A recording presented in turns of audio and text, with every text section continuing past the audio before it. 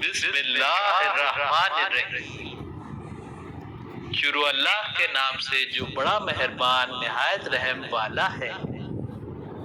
اللہم احسن عاقبتنا فی الامور کلھا۔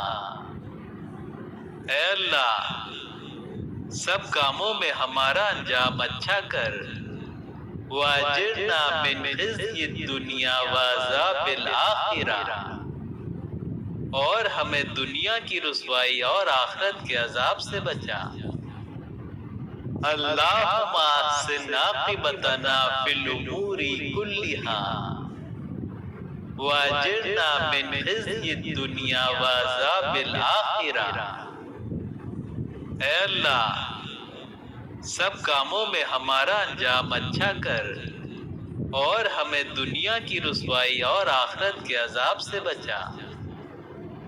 اللہم احسن عاقبتنا فی الامور کلھا۔